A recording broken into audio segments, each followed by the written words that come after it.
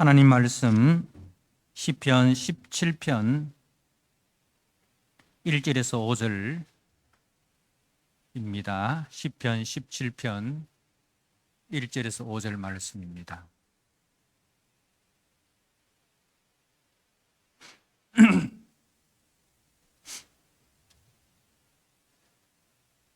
주신 말씀을 봉독드립니다. 여호와여, 의의 호소를 들으소서. 나의 울부짖음에 주의하소서. 거짓되지 아니한 입술에서 나오는 나의 기도에 귀를 기울이소서. 주께서 나를 판단하시며 주의 눈으로 공평함을 살피소서. 주께서 내 마음을 시험하시고 밤에 내게 오시어서 나를 감찰하셨으나 흠을 찾지 못하셨사오니 내가 결심하고 입으로 범죄하지 아니하리이다. 사람의 행사로 논하면 나는 주의 입술의 말씀을 따라 스스로 삼가서 포악한 자의 길을 가지 아니하였사오며 나의 걸음이 주의 길을 굳게 지키고 실족하지 아니하였나이다. 아멘. 하나님 아버지, 우리의 갈 길이 멀고 밤은 깊다고 고백하였습니다. 그러나 길이요 진리요 생명 되신 예수님이 우리의 선한 목자 되심으로 그 목자 되신 주님만 따라가면 우리는 반드시 그 주님의 나라에 이를 것이라는 이 소망이 우리에게 있습니다. 하나님 아버지, 오늘 말씀을 통해서 우리의 현실 속에 갈 길이 멀고 밤은 깊다고 느낄 때에 우리의 선한 목자 되신 주님이 우리와 함께 계심을 믿고 기도로 나아가는 그 다윗의 모습을 통해서 다시 한번 우리 성도가 이 땅에서 어떻게 살아야 되는지, 어떻게 믿음, 소망, 사랑 가운데 우리가 생활해야 되는지를 말씀을 통해서 다시 한번 확인하고 은혜 받는 복된 시간 되게 하여 주옵소서. 예수님께 하신 이름으로 감사하며 기도드리옵나이다. 아멘. 오늘 시편 17편 말씀 다윗의 기도라는 제목으로 주신 말씀을 함께 나누고자 합니다. 오늘 17편 말씀의 그 표제어를 보면 다윗의 기도라고 이렇게 되어 있습니다. 여러분, 우리가 아시다시피 이제 시편은 거의 기도로 구성이 되어 있습니다. 그죠? 이제 성도의 기도가 하나님의 말씀으로 기록이 되어 있습니다. 그런데 이제 시편의 대부분이 다 기도로 구성이 되어 있는데 이제 이 시편 150편 중에 5편만 기도라는 표제어가 붙어 있습니다. 5편만 기도라는 표제어가 붙어 있습니다. 오늘 우리가 보는 17편, 그리고 86편, 그리고 90편. 90편은 우리가 잘 아는 모세의 기도라고 표제가 되어 있고요. 그리고 102편, 142편 이렇게 5편만 이제 기도라는 표제어가 붙어 있습니다. 많은 사람들이 이 다윗을 참 부러워합니다. 그죠? 그렇지만은 다윗의 인생은 꽃길이 아니라 가시밭길 인생이었습니다. 그 가시밭길을 걸으면서도 하나님을 사랑하고 믿음을 지키기 위해 하나님을 향하여 기도하는 인생이 다윗의 인생이었습니다. 그래서 다윗의 인생은 한마디로 기도하는 인생이었다, 이렇게 정의할 수가 있습니다. 이 다윗의 기도를 성령 하나님께서 성경에 기록하게 하시어서 오늘 우리들에게 전해 주셨습니다. 오늘 이 다윗의 기도를 배우는 가운데 성령님이 주시는 놀라운 은혜가 우리 모든 성도들에게 있으시기를 축복합니다. 우리가 성경의 믿음의 사람들은 다 기도하는 사람이었습니다. 우리가 잘 아는 이제 모세, 그죠? 모세도 기도의 사람이었고, 다윗도 기도의 사람이었고, 그리고 엘리야도 기도의 사람이었고, 다니엘도 기도의 사람이었고, 예수님도 기도하시는 그 모습을 제자들에게 늘 본을 보여 주셨고, 그리고 바울도 늘 기도하는 그 삶을 살았습니다. 그래서 성경의 모든 믿음의 사람들은 기도하는 사람이었다. 기도하는 사람이었다. 하나님과 늘 교제하는, 하나님과 동행하면서 하나님의 뜻을 묻고 자신의 뜻을 내려놓고 자신을 처복종시켜 그 하나님의 뜻에 복종하는 그런 삶을 살았다는 것을 우리가 알 수 있습니다. 오늘 17편 이 다윗의 상황은 매우 급박하고 절박한 가운데 있었음을 말씀을 통해서 우리는 확인할 수가 있습니다. 다윗의 삶은 오늘 특별히 3절에서 5절 말씀을 보면 다윗의 삶이 이 다윗의 이 고난이 다윗이 처한 이 절박하고 급박한 이 위기의 상황이 다윗의 어떤 범죄로 말미암아 거기에 대한 하나님의 심판으로 주어지는 것이 아님을 우리는 알 수 있습니다. 3절에서 5절 말씀을 보면 다윗의 삶은 하나님 앞에 징계와 심판이 아닌 칭찬과 상급을 받아 마땅한 삶이었음을 우리가 알 수 있습니다. 오늘 3절에서 5절 말씀을 다시 한번 보도록 하겠습니다. 주께서 내 마음을 시험하시고 밤에 내게 오시어서 나를 감찰하셨으나 흠을 찾지 못하셨사오니 내가 결심하고 입으로 범죄하지 아니하리이다. 사람의 행사로 논하면 나는 주의 입술의 말씀을 따라 스스로 삼가서 포악한 자의 길을 가지 아니하였사오며 나의 걸음이 주의 길을 굳게 지키고 실족하지 아니하였나이다. 그러니까 다윗이 자신의 삶을 고백하는데 여러분 이 말씀을 보니 이 다윗이 지금 당하는 이 고난이 하나님의 징계와 심판이 아님을 알 수 있잖아요, 그죠? 오히려 하나님으로부터 상을 받아야 할, 칭찬을 받아야 할 그런 상황임에도 다윗은 이제 고난을 당하고 있습니다. 이 다윗에게 찾아온 현실은 참으로 잔인하고 잔악하였습니다. 그래서 다윗이 1절에 보니까 여호와여 의의 호소를 들으소서 나의 울부짖음에 주의하소서 거짓되지 아니한 입술에서 나오는 나의 기도에 귀를 기울이소서. 그러니까 들으소서, 주의하소서, 기울이소서.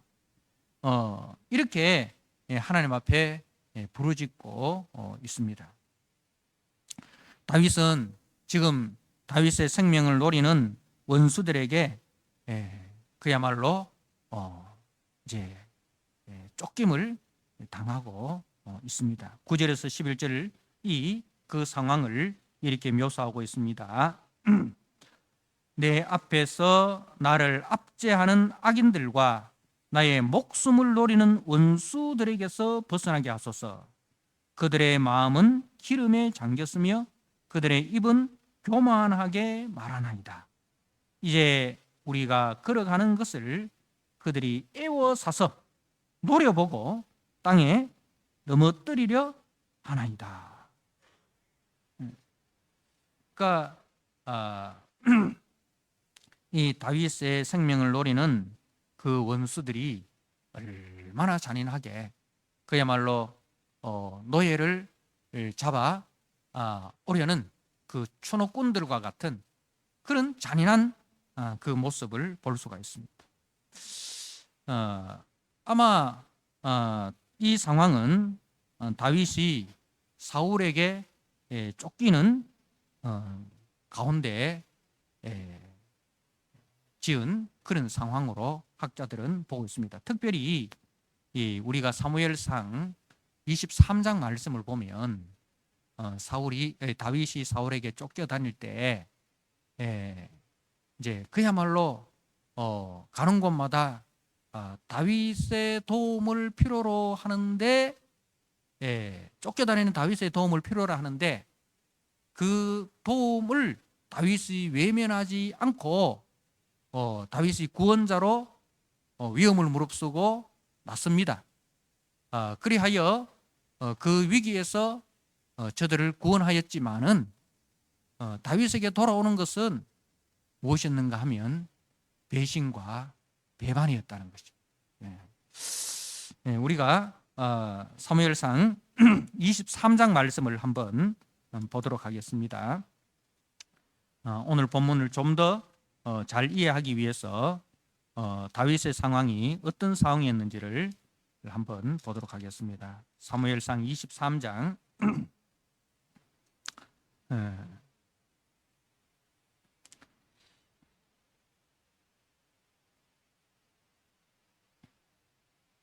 23장 1절입니다. 사람들이 다윗에게 전하여 이르되 보소서 블레셋 사람이 그일라를 쳐서 그 타작 마당을 탈취하더이다.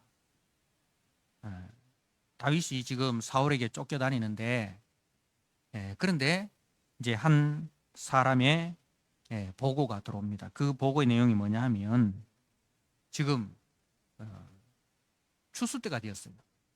추수 때가 되었는데 이 추수 때가 되면 이 블레셋 사람들이 이제 그 추수하는 타작 마당을 이제 노리고 있다가 이제 틈을 타서 이제 그 사람들을 죽이고 곡물을 탈취해가는 이 강도 같은 짓을 하는 거예요. 그래서 오늘 상황은 그런 이야기입니다. 보소서 블레셋 사람이 그일라를 쳐서, 그일라는 이제 블레셋의 적경 지역이고 유다 지파 땅입니다. 다윗도 유다 지파잖아요, 그죠? 그러니까 자기 지파인 그일라 사람들이 지금 블레셋 사람들에 의해서 곡물을 탈취당하고 생명이 위협받는 그런 상황에 있었습니다. 자, 그래서 이제 다윗이 자기도 위기에 처해 있지만은 그일라 지역을 구원하는 그 위험 부담을 무릅쓰고 그 일을 하였습니다. 그래서 이제 5절 말씀에 보니까 5절 하반절에 다윗이 이와 같이 그일라 주민을 구원하니라. 자, 이렇게 구원을 받았는데 7절에 보니까 다윗이 그일라에 온 것을 어떤 사람이 사울에게 알림해.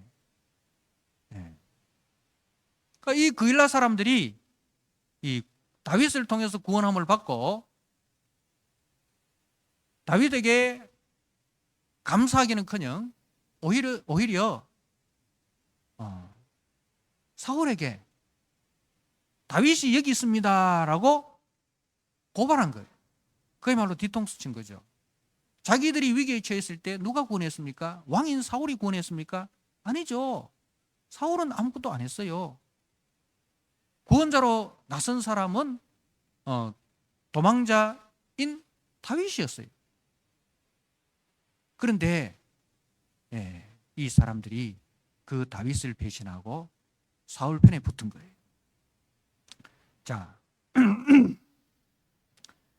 그래서 이제 다윗이 도망을 합니다. 15절 말씀을 보십시오. 다윗이 사울이 자기의 생명을 빼앗으려고 나온 것을 보았으므로 그가 광야 수풀에 있었더니 광야로 이제 도망을 친 겁니다. 자,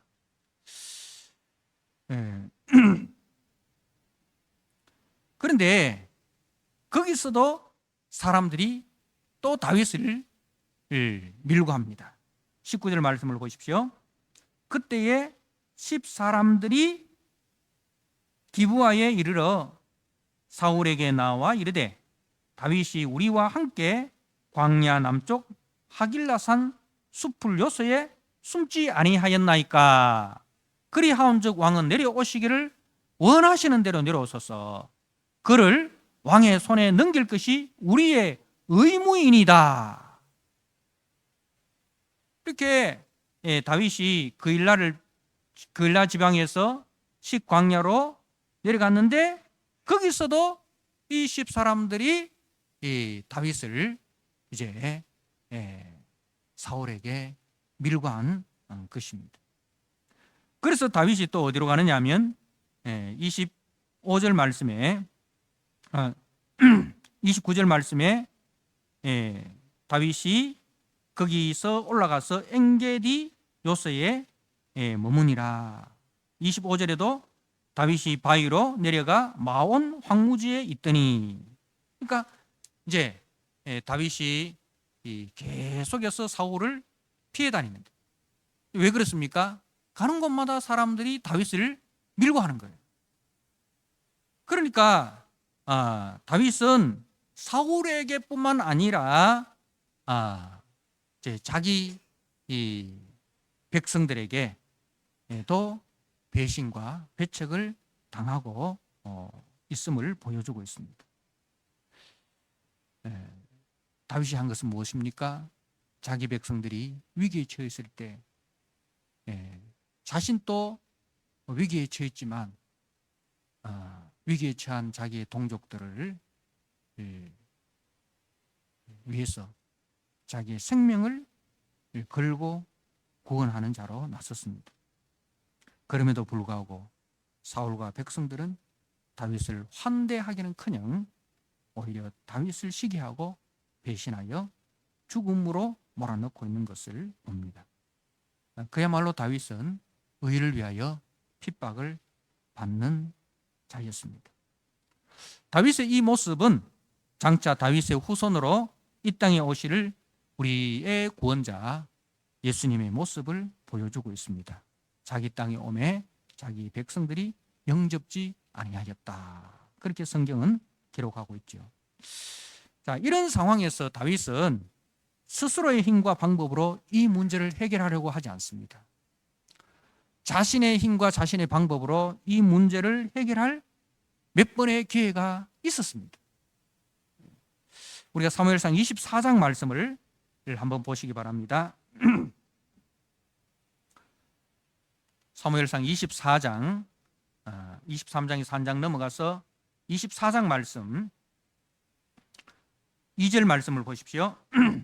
사울이 이제 온 이스라엘에서 택한 사람 3,000명을 거느리고 다윗과 그의 사람들을 찾으러 들염소 바위로 갈새 길가 양의 우리에 이른즉 굴이 있는지라 사울이 뒤를 보러 들어가니라. 다윗과 그의 사람들이 그 굴 깊은 곳에 있더니, 그러니까 이제 사울이 이 3,000명의 특공대원을 이끌고 이제 다윗을 이제 추격하고 있습니다. 그런 가운데 이제 어느 굴 이제 양의 우리라는 이제 그 양의 우리에 이른즉 굴이 있습니다. 그 굴 속에 이제 뒤를 보러 들어갔습니다. 근데 그 굴 속에 누가 숨어 있었습니까? 다윗과 다윗의 부하들이 숨어 있었습니다. 그야말로 참 이 사울이 그 스스로 이제 이 다윗에게 들어온 그죠? 그런 형국이 된 것이죠.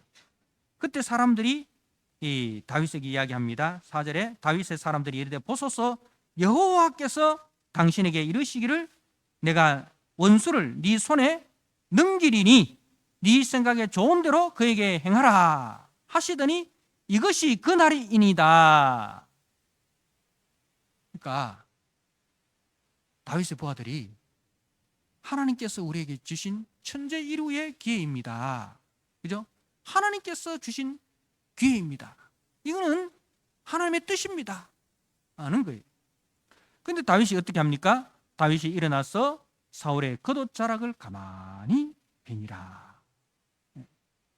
근데 다윗은 그 부하들의 그 충고를 듣지 않고 사울의 겉옷만 살짝 베어서 온 것이죠. 이것이 첫 번째 기회이었고, 두 번째 또 기회가 있었습니다. 26장 7절 말씀을 보십시오. 다윗과 아비새가 밤에 그 백성에게 나아가 본즉 사울이 진영 가운데 누워 자고 창은 머리 곁 땅에 꽂혀 있고 아브넬과 백성들은 그를 둘러 누워 있는지라. 그러니까 지금 이 상황도 사울이 다윗을 추격하다가 지금 이제 그 노숙을 하고 있는 그런 장면인데, 근데 보니까 한 사람도 깨어있지 않고 다 지금 자고 있는 거예요. 다 지금 자고 있는 거예요. 그래서 이제 그 다윗의 부하인 아비새가 다윗에게 이렇게 충고합니다. 8절에 아비새가 다윗에게 이르되 하나님이 오늘 당신의 원수를 당신의 손에 넘기셨나이다. 그러므로 청하오니 내가 창으로 그를 찔러서 단번에 땅에 꽂게 하소서. 내가 그를 두 번 찌를 것이 없으리다. 그러니까 다윗의 용사인 이 아비새가 이 또한 하나님이 주신 천재일우의 기회가 아닙니까? 내가 두 번 찌를 것도 없이 단칼에 베어버리겠습니다. 그렇게 이제 이야기를 합니다. 그런데 이에 대한 다윗의 답변이 어떠합니까? 26장 9절 10절을 보십시오. 다윗이 아비새에게 이르되 죽이지 말라. 누구든지 손을 들어 여호와의 기름 부음을 받은 자를 치면 죄가 없겠느냐 하고 다윗이 또 이르되 여호와께서 살아계심을 두고 맹세하노니 여호와께서 그를 치시리니 혹은 죽을 날이 이르거나 또는 전장에 나가서 망하리라. 내가 손을 들어 여호와의 기름 부음 받은 자를 치는 것을 여호와께서 금하시나니. 이렇게 이제 다윗이 이 말로 아비새의 그 충고를 거절을 하는 것을 보게 됩니다. 다윗은 자신의 생명이 위협당하는 순간에도 성도의 정체성과 성도가 걸어가야 할 그 길에서 벗어나지 않은 거예요. 왜 그러냐 하면 지금 이 사무엘상 25장에 누구의 이야기가 나오느냐 하면 나발 이야기가 나옵니다. 나발을 다윗이 복수하기 위해서 갔지 않습니까? 근데 나발의 아내가 이제 다윗을 막았습니다. 그죠? 다윗을 막았습니다. 그래서 다윗이 이 나발에 대한 복수를 거둡니다. 거뒀는데 그 나발이 어떻게 됩니까? 나발이 이제 38절에 보면 25장 38절에 한 열흘 후에 여호와께서 나발을 치심에 그가 죽으니라. 그러니까 누가 원수를 갚은 거예요? 하나님께서 하나님의 때에 하나님의 방법으로 나발을 치신 겁니다. 그걸 보고 다윗이 깨달은 거죠. 하나님은 살아계시고 하나님의 공의대로 하나님이 심판하시는구나. 이런 것을 깨달은 거죠. 그리고 또 다윗은 이제 이 사울의 나라와 다르게 다윗은 장차 올 그리스도의 나라를 보여주어야 할 그 사명이 다윗에게 있는 거예요. 다윗은 오실 그리스도의 예표적 인물이기 때문에 다윗은 이제 오실 그리스도가 세우실 그리스도의 나라, 하나님의 나라가 어떠한 나라인가를 보여주는 그 사명이 다윗에게 있습니다. 하나님 사울의 나라는 어떤 나라입니까? 사울의 나라는 자기 중심입니다. 그죠? 왕이 이 제일 위에 있고 그 왕은 백성들 위에 군림합니다. 그야말로 백성들을 쳐서 자기의 배를 불리는 그런 철저하게 왕 중심인, 백성들은 왕을 위해서 존재하는 그러한 나라입니다. 그런데 그리스도의 나라는 어떤 나라입니까? 왕이신 그리스도께서 자기 백성을 위해서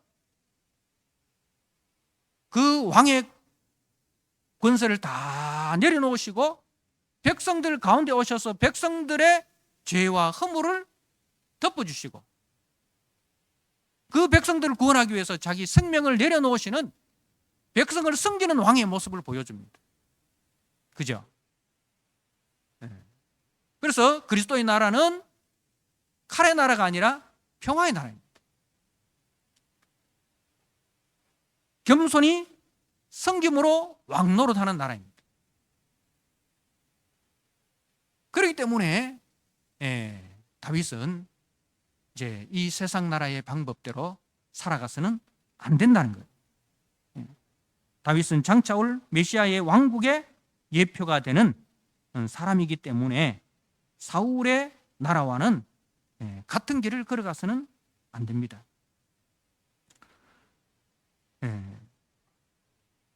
그래서 이제 다윗이 이 위기의 순간에도 불구하고, 그죠? 이 위기의 순간에도 불구하고 그 원수가 그야말로 무방비 상태에 자기 앞에 있음에도 불구하고 원수 갚는 것을 하나님께 맡기는 거예요. 그러니까 성도가 해야 될 일과 하지 말아야 할 일을 분명히 알고 의지를 들여서 순종하는 삶을 살았습니다. 원수 갚는 것은 내게 맡겨라. 그리고 그 원수가 목마르거든 너는 마실 것을 주고, 원수가 배고파할 때 너는 먹을 것을 주라. 그 하나님의 말씀에 의지를 들여 순종하는 것입니다. 사랑하는 성도 여러분, 참된 기도를 하는 사람은 기도하면서 악인의 길을 걷지 않습니다. 오늘 다윗의 기도를 통해서 보면 우리가 악인의 길을 걸으면서 기도하는 그런 이중적인 모습을 보여서는 안 된다는 거예요. 다윗은 그 기도하면서 악인의 길이 아니라 의인의 길을 걷고 있다는 거예요.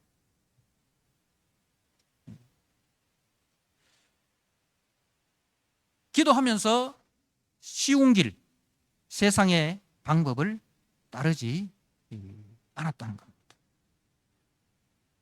우리는 하나님의 구원을 요청하기 전에 내가 먼저 하나님의 자녀로서의 삶에 충실하고 있는가 하는 것을 살펴보아야 합니다. 다윗은 하나님께 구원을 요청하기 전에 자신이 먼저 하나님의 말씀과 기대에 합당한 삶의 모습으로 살아가고 있음을 고백합니다. 오늘 1절과 5절 말씀을 다시 한번 보십시오. 다윗이 어떻게 살았는지를, 어떻게 살고 있는지를 보십시오.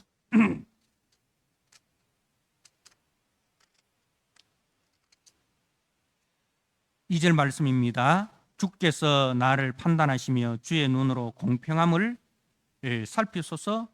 주께서 내 마음을 시험하시고 밤에 내게 오시어서 나를 감찰하셨으나 흠을 찾지 못하셨사오니 내가 결심하고 입으로 범죄하지 아니하리이다.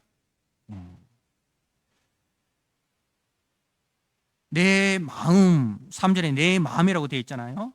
이 말씀은 다윗의 내면, 전인격을 이야기합니다. 다윗의 그 전인격.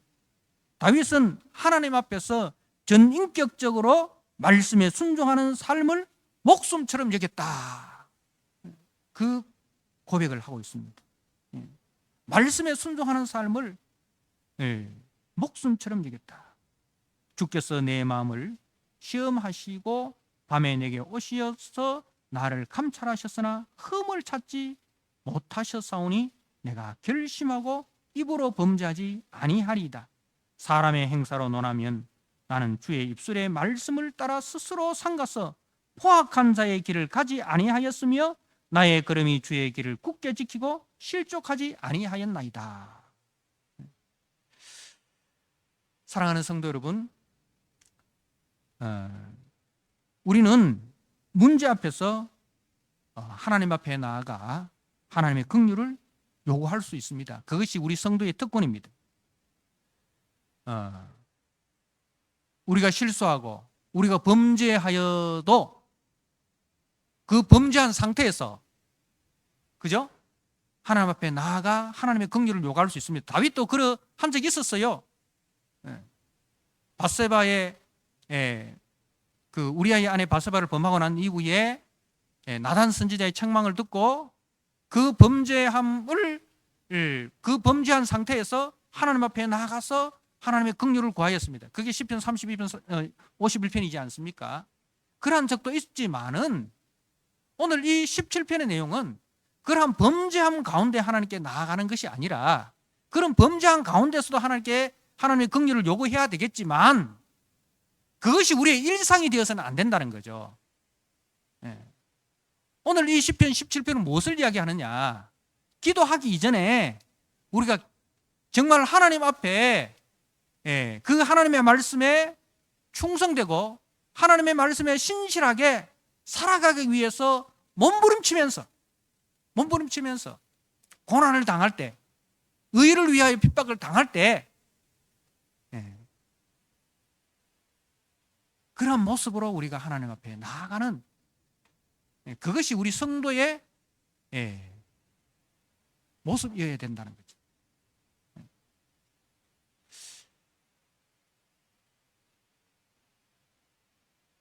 우리 하나님은 우리의 연약함까지도 넉넉히 품어주시고 긍휼히 여겨주시는 사랑이 충만하신 하나님이십니다. 그 탕자까지도 다 용납하시는 하나님이시죠. 그러나 죄가 있어 고난을 당하여 주님께 나아가는 것보다 선을 행함으로 고난당하는 것을 주님이 더 원하심을 알아야 합니다. 그래서 또한 우리는 죄 없이 고난당하신 주님의 발자취를 따라가는 자임을 기억해야 됩니다. 자, 우리가 베드로전서 2장 18절 말씀을 한번 보시기 바랍니다. 신약성경 베드로전서 2장 18절 말씀입니다. 제가 한번 읽어드립니다. 사환들아, 범사에 두려워함으로 주인들에게 순종하되 선하고 관용하는 자들에게만 아니라 또한 까다로운 자들에게도 그리하라.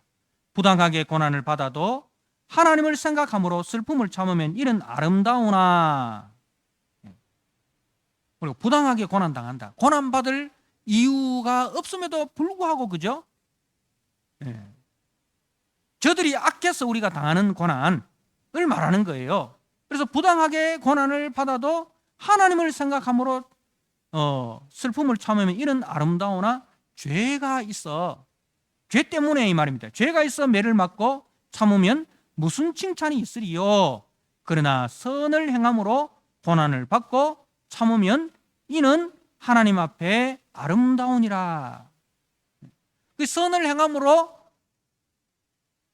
상을 받을 수 있지만 선을 행함으로 고난을 받을 수도 있다는 거죠. 그럼에도 불구하고 그 선을 행함으로 고난 당할 때에 참음으로 하나님 앞에 나가면 이것이 더 아름답다는 겁니다. 이를 위하여 너희가 부르심을 받았으니, 우리가 부르신 이유가 바로 이런 이유라는 거죠. 아, 저 사람들은 고난을 당할 이유가 없는데도 불구하고 고난을 당하지만은 그럼에도 불구하고 악을 악으로 갚지 않고 선으로 악을 이기는 희한한 사람들이네. 야, 진짜 예수 믿는 사람들은 별종이다. 세상에서 찾아볼 수 없는 진짜 별종이네. 예, 그런 이야기입니다. 이를 위하여 너희가 부름을 받았으니 그리스도도 너희를 위하여 고난을 받았사. 그리스도께서 왜 고난 당하셨습니까? 죄가 있어 고난 당하셨습니까? 아니죠. 우리의 죄를 짊어지시고 우리를 구원하기 위해서 대신 고난 당하신 거 아닙니까? 너희를 위하여 고난을 받아서 너희에게 본을 끼쳐 그 자체를 따라오게 하려 하셨느니라. 그러니까 우리는 누구의 길을 따라가야 됩니까? 죄 없이 고난 당하신 그 그리스도의 길을 따라가는 사람입니다. 내가 대신 고난 받음으로 저들을 구원할 수 있는 그 길을, 희한한 길을, 아무도 가지 않으려고 하는 이 좁은 길을 걸어가는 사람들이다. 그는 죄를 범하지 아니하시고 그 입에 거짓도 없으시며 욕을 당하시되 맞대어 욕하지 아니하시고 고난을 당하시되 위협하지 아니하시고 오직 공의로 심판하시는 이에게 부탁하시며 신이 나무에 달려 그 몸으로 우리 죄를 담당하셨으니 이는 우리로 죄에 대하여 죽고 의에 대하여 살게 하려 함이라. 그가 채찍에 맞음으로 너희는 나음을 얻었나니 너희가 전에는 양과 같이 길을 잃었더니 이제는 너희 영혼의 목자와 감독 되신 이에게 돌아왔느니라. 사랑하는 성도 여러분, 우상 앞에 기도하는 사람하고 하나님 앞에 기도하는 사람하고 이게 다른 거예요. 우상은 기도하는 대상의 삶을 보지 않습니다. 그죠? 우상은 기도하는 자의 삶을 보지 않습니다. 뭐만 봅니까?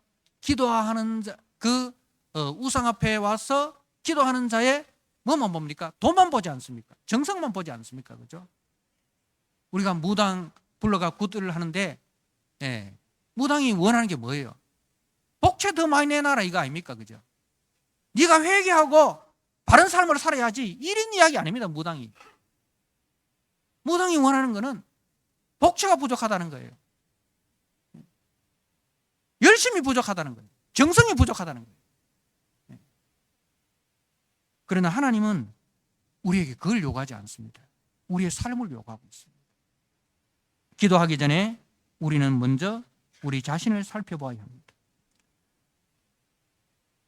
요한일서 3장 22절 23절에 사랑하는 자들아 만일 우리 마음이 우리를 책망할 것이 없으면 하나님 앞에서 담대함을 얻고 무엇이든지 구하는 바를 그에게서 받나니 이는 우리가 그의 계명을 지키고 그 앞에서 기뻐하시는 것을 행함이라. 잠언 15장 29절에도 여호와는 악인들을 멀리하시고 의인의 기도를 들으시니라. 사랑하는 성도 여러분, 하나님께 기도하러 나아가는 자는 죄를 미워하는 삶을 살아야 됩니다. 자신의 마음을 살펴서 죄를 회개하는 자입니다. 그리고 기도의 본을 보이신 주님을 닮아서 마음을 다하여 그분의 사람으로 살아가고 있는지, 하나님을 사랑하며 형제를 사랑하며 용서하며 화목하기를 힘쓰고 있는지를 먼저 돌아봐야 합니다. 이런 자의 기도를 주님은 기뻐하시고 위기 속에서도 이겨낼 수 있는 믿음과 힘을 공급해 주십니다. 사랑하는 성도 여러분, 이런 은혜가 우리 모든 성도들에게 있으시기를 주님의 이름으로 부탁드립니다. 아멘. 하나님 아버지, 우리 마음이 우리를 책망할 것이 없으면 하나님 앞에서 담대함을 얻고 무엇이든지 구하는 바를 그에게서 받는다고 하셨습니다. 다윗의 잘못으로 고난당하는 것이 아니라 의를 위하여 핍박을 받는 자의 삶을 살았습니다. 하나님, 그 가운데서 악인을 세상적인 방법으로, 세상적인 기회로